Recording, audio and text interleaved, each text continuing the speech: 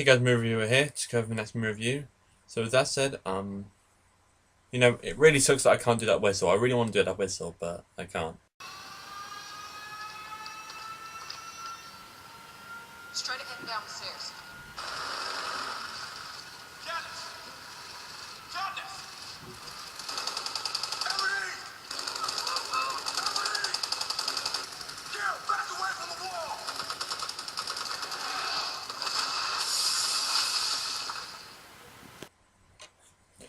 Have not read this book. Okay, I've not read this book. Uh, correct me if I'm wrong about some things, but this is of course Mockingjay Part 1. Uh, let me know what you think about the intro I just put in there about the spoilers. Uh, Hunger Games had 3 books in the series, one of which I'm reading right now. But just like a lot of other series, starting with HP, then it moved into Twilight, and now they're doing with The Hobbit 3 times. They have to split up the last book into 2 to apparently, in my theory, get more money. Sorry if you're a studio executive and you're listening to this, but that's the way the world works. So, Mockingjay Part 1 picks off about, I can estimate, about 2 months after Catching Fire. And Katniss is about to become the Rebellion's Mockingjay, who is the main figure that will lead them to defeating the Capitol and President Snow. So halfway through the story, after District 13 has been destroyed, no, they're in District 13 after District 12 was destroyed. Sorry about that. And District 13 in the last 2 and a bit in the book as well, which I'm reading right now. District 13 was always referred to as the mysterious district, where nothing could live at all. So, and then partway through the story, Peter shows up after being captured, but at the end of Catching Fire. But he's now the Capitol's Mockingjay, sort of. He's doing exactly the same as Katniss is, just doing like propaganda to try and make the rebels stop. So now it's just a matter of getting Peter back and stopping the Capitol and make sure. And since there's the love triangle, basically it's up to Katniss if she likes Gale or Peter now. So what do I like about this movie?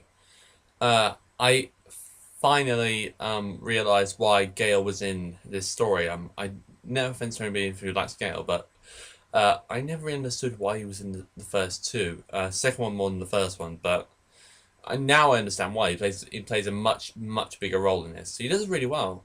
I do like the casting and acting in this movie, and also the score. All those were really good, as was all this franchise. It's a good quality film franchise. Their books are pretty good as well, as far as I've read. But these are good quality films. I really like the tone of the movie. I just like dark stories. That's why darkness per se for a film, but still, I do like dark stories. This one is surprising. As you might have noticed, Catching Fire, which I've not done a review for, I have to do it sometime, is a lot darker than Hunger Games, and this is it's almost as dark as Catching Fire. And then I do also like how they got every single district involved. Like I said, I don't know much about the mythology, but I know that basically it's always been District 12, and you got is where Katniss and Peter are from, obviously. Then you got the Capitol, which is basically the villains of the story. But then you got the first districts. They're always the big problematics in this. District 11, that was where Rue's from. But apart from that, like 7, 5, and not really any others have not really had much to do with it. But not in this one. I think District 3 possibly might be the only one that we didn't see anything from. I do like how they showed every single one. They showed 1, 2, and all the others. I'm not mentioned this before. He was not in Catching Fire. He was not in. No, he wasn't.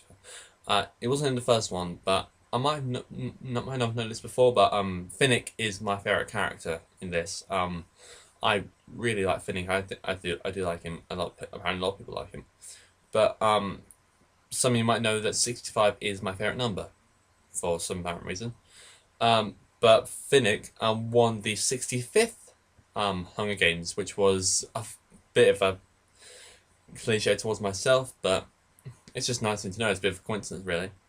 I got a few bad points with this movie.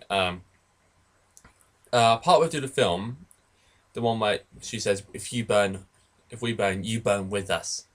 I swear, they show that to the rebellion first. I swear that looks just like a trailer for this film. They might just copy the same thing along. It's just like, if you burn, we burn with us, and then you got the whistle, and then you got join the fight. That's basically what it's like in the movie. I just said before that Finnick was my favorite character. I do also like Hamish quite a bit, but those two, they really haven't got very much to do in this particular segment of the story. But those are my two favorite characters by quite a bit. Also, continuing the thing with Finnick, they also say, as you know, Finnick's weapon of choice is a trident. So in this one, of course, Katniss has a bow.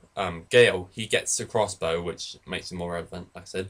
But the event guy, I'm not sure about his name, but he said that I've also made a trident for Finnick. Finnick never uses trident in this. He didn't kill anyone. He just makes a speech. And I've not read the book, but I do kind of wish there was a better ending. I know Peter's been what's it called? He's been brainwashed to try and kill Katniss. Like, as soon as he saw her, he turned around and went straight for her neck. But I do wish there was a bit of kind of ending. I know it was a difficult point to break off, seeing as how, just like Harry Potter, this was one book split into two. And speaking of Harry Potter, only one major character in the whole Hunger Games series dies in this. I mean, lots of minor characters do, but only one major character dies, and that's off screen. And that was, of course, you saw during Catching Fire. You saw that he was just being beaten, and that's actually the only death that happens in this movie. Like, they say that he didn't make it, did he? And they shake his head, and they just don't. I'm not saying they should have showed it to us, but I think they should have acknowledged it a little bit more, or someone else should have done this segment. I've spoken to someone who's read Mockingjay, and they say quite a few people die in the next one. And yeah, that's basically my review of it. I'm not sure if it was necessary to split this film into two, if I'm actually honest. But I've not read the book, so my thing is completely biased. I'm judging it on the movie. So 7.8 out of 10 for this one. It's a pretty good movie. Second class movie I'm going to see in the cinema this year. In my opinion, this is not as good as Catching Fire. A lot of people like Catching Fire. Everyone says, well, most people say that Catching Fire is better than the original Hunger Games. I agree with that, but I don't think Mockingjay Part 1 is as good as Catching Fire. So Mockingjay Part 1, have you seen it? What do you think about it? Let me know in the comments below what movie you want to see me review next, and thanks for watching.